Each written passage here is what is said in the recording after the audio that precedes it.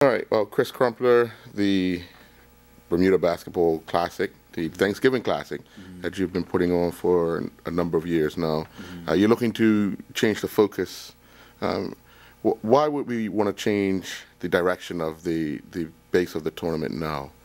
We're changing it now because we feel that it's best for basketball domestically. We've put a lot of energy into the high school level, but we realize the development of the players is too far behind, and so this is an effort to have the players develop faster at an earlier age, and so that when they get to the high school level, it's more competitive, it's more realistic for them opportunities to play at the next level, and to represent their country proud. And so it's a lot of energy that goes into it, and it's a lot of training and development. So we've changed the focus to kind of help better the sport domestically. Now, you it would appear that you're taking a step back in the age group that we're trying to develop and trying to get to a certain level. Where are we heading in that direction?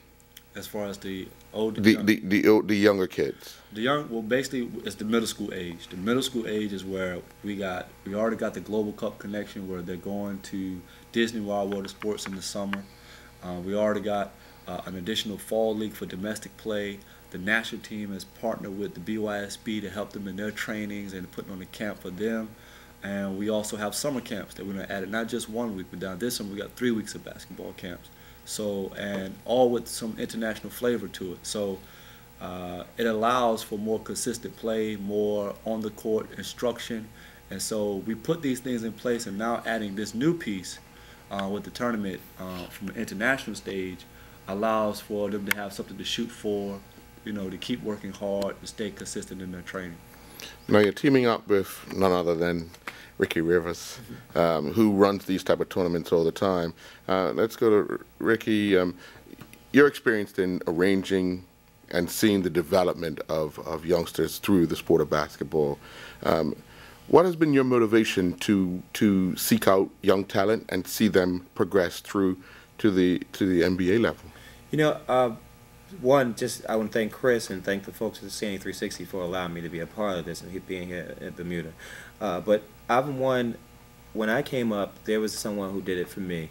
I remember back when I was 12, 13 years old, there was a gentleman named Gil Reynolds who kind of sacrificed his time, was in the gym with me training. And basketball just seemed to open up a lot of doors for me. I mean, I was a kid who grew up in circumstances that were unfortunate, and basketball became that opportunity, which allowed me to kind of get through high school, coached me through high school, get through college, graduated with a degree, and go into the world of business, and ultimately kind of go right back to my passion, to where I'm working with basketball and helping others, just like the game helped me. So I think that's been my passion through basketball, is not only developing young men into professional athletes, but just developing young men into professionals because of the discipline and the hard work and the work ethic that goes with basketball. And that's the one thing, and I know talking with Chris that he's partnered with, is that there's so many opportunities just through the game of basketball that you can open up, whether you be actually a player, a coach, and there's photographers, analysts. I mean, this moment that we're in right now is surrounded through the game of basketball. So I've always tried to use the game to educate young men of the opportunities that could be afforded to them. Now you talk about discipline, both on and off the court. Yeah. The importance of education and using basketball as a tool. How do you manage to work the two together? They actually it should be fused together, because if you look at it, if you don't fulfill some of the academic requirements, in most cases they're going to tell you you can't participate in athletics. So if you're really driven by the game as much as you love it, it's easy to kind of, well, say not totally easy, but it's kind of easier to have the athletes put that focus on it. I know through my programs I've always tried to make the academics a primary focus on it, because I've told them we're not just raising kind of athletes here, we're trying to make you into professionals. Put certain emphasis on achieving certain milestones academically, honor roll students. We sit them courtside at basketball games and different things like that. So the kids become motivated, because I want to believe in our community, we don't have kids that are dumb or they can't do it. We just have sometimes kids lack motivation. And I think the basketball game and certain men like myself and Chris, who stand in front of these young men who they respect and look up to, can become that incentive to motivate kids. So motivation is key. Basketball is that carrot. Now, you have the opportunity to showcase some former NBA players with your group of kids. How do you think that will go over trying to get these kids in Bermuda motivated? I mean, you at your fingertips have some legends. Yeah, well, I've been fortunate to have some really talented kids that's come through my program and ongoing. But then there's some that they're not the most talented kids. So and they don't differ to me than the kid that becomes the McDonald All-American. And when I look at the opportunity here in Bermuda, I look at it as an opportunity to kind of bring kids within their age group so that they can see the game as at a different level. And then when they see the game at that level, because I'm sure the kids here watch basketball on TV, I think everyone is fascinated with the play of LeBron James and Michael Jordan. Doesn't mean that you have LeBron James and Michael Jordan on the island, but it's something to look up to and kind of say, you know what, if I want to be at that level, if I want to develop my skills, I've been able to see kids now at my age group and extraordinary talents that they do possess. So I may need to go in the gym if I'm serious about it. There's some opportunities for me. The other thing that I've come across is you have this talented group of athletes that come in, and the kids that don't feel that they're as good, but they find that they can compete. And you find that, oh, you know what? We weren't supposed to be that good, but we were able to compete with that team that was a top-ranked team. So that becomes an incentive and a motivation for a kid now. It's like, I didn't think I was that good because I wasn't surrounded by these athletes, but you know what? I was listening to Coach Crumpler, I was prepared for the game, and I feel like I can compete with some of the best now. So now that becomes an incentive even more to get back into the gym. Now I feel I'm that much close. The gap between me and the elite athlete is not as far as I expected it to be. And now that kind of incentivizes a kid as well. So I've seen that happen as well, to where, yes, you can look at, okay, we may not be able to compete, and that's a pessimistic view of it. But on the optimist side, it's like, yeah, you know what? I don't think the gap is that far. Here's some of the things that we need to do. Here's based on how we perform at home.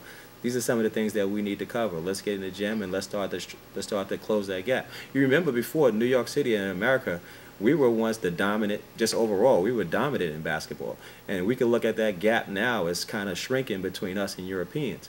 So I think those are some of the thresholds that you can look at to say, you know what, maybe right now that gap may be this wide, but I think we can start to slowly shrink that gap through partnerships like this. Now, Chris, you've been on the island for quite some time now, and you've seen the development of basketball, mainly at the senior level. You've been trying to work with the high school students that can possibly get a scholarship into basketball. We have Tejo O'Reilly, who is abroad now. But how do you think working at a younger age, back in the middle school, is going to help basketball locally in the long run? Two phases. One, better quality players, and number two, more people playing. Sometimes we get players who are not good at another sport or just don't like other sports and they get into basketball. But when you get a whole group of the middle school population playing and they get quality instruction, they get exposed to quality competition at their age, and then they get a chance to go and compete, the buy-in from the parents, from locals, from the business community, all help to enhance the overall game locally. And so they fall in love with the game because they've been playing it so long at an early child. So they may not go and play, but now we got more options for coaches, more options for people to support with refereeing, support with facilitating a tournament, things of that nature, because they love the game.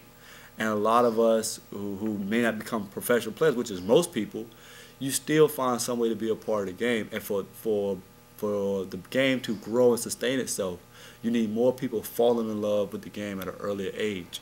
And so this is an effort to say, I may not be LeBron, I may not even go to college to play ball, but I love the game, and anything I could do to help the game, because when I was in middle school, they had this thing in Bermuda, and so when they get older, they come back because, they've been in love with the game since they was 10 and 11. And so that kind of way, it stays a part of your life, because that's how it happened for me. if you catch it at 15, 16, I do 2 tournaments. It was a phase. But you get them earlier, it's part of who I am, you know. So the partnership that you're planning to work out with Rickey Rivers, what could we possibly see out of that? We can possibly see the #1 sports tournament in of all sports in Bermuda, as far as youth tournaments, and one of the more premier tournaments internationally, where we're looking, we have premier talent pool that we can pull from, based on what Bermuda is ready to accept in initial stages. We'll determine that, but we're looking to have ESPN on board in the future. We're looking to have the cream of the cream of the crop, and we want to let the people see it early. But this is the baby stage. We're just introducing the partnership, seeing where it goes. But I can see it going, the biggest sporting event in Bermuda. That's why we're doing what we're doing. It's not to just do it just for to say that we did something. It's to do something to do it bigger and better than it's ever been done. But you need effective partnerships. You need good people surrounding you. And I can't do it by myself. So I'm getting myself involved with people who are already doing successful things, and bringing them into the family, bringing them into the Bermuda community, so that many hands make light work. Now, Rickey, you're planning to bring in a few youngsters to match up in the tournament. Obviously, you've seen the level of competition in Bermuda. What type of challenges do you think you would have to give the kids from the U.S. in order to, I guess, make it more compatible for them? I think, for me, even for me as an adult, I think you basically got to say you're going to Bermuda. I think the sell is the people here at Bermuda. Bermuda is one of the best places that I've visited. So I'm in love with the country of Bermuda, and I think it's easy for me to exude that passion on a kid to say, listen, I'm going to do this. And I think the one thing I think I've been successful is doing is putting together events successfully. And I think if I was to package this to the coaches and the kids that's coming, that be a part of this, I'm sure they will kind of be interested in it. So it's just us working together to trying to make sure that it's not, in this difficult economy, it doesn't become too much of a strain on ball clubs as they are struggling to raise funds. But I think it's an impression on the kids to kind of come out of their time zone into a different time zone, place that they've rarely visited, and to be able to go out of the country. When you look at a middle school tournament, there are some great ones, and there are some, domestically they're good, but when you say this is an international piece to it, it just has a different message to it. It has a different buzz to it when you're talking about an international middle school tournament. It's a highlight behind that, and I think even the kids who I service, I think they will definitely buy into it. Not understanding that the talent in Bermuda may not be as great as some of the talent domestically, but again, I think that's left to be seen. I've been in situations, like I said before, where you expect certain things and then you find out, hey, you know what, those guys were well prepared and prepared for the challenge, and the gap may not be as wide as we anticipated. But I believe that the Bermudas will be a great resource. I mean, Thanksgiving time, to get away from potentially 40 to 50 degree weather to come into 75 to 80 degree weather, I think that's an easy pitch even for me. All right, well, gentlemen, you've given yourself enough time to prepare for November. We're several months away, but the work has already begun, and we look forward to the Middle School Thanksgiving Classic. All right, thank you, gentlemen. Thank you. Appreciate it.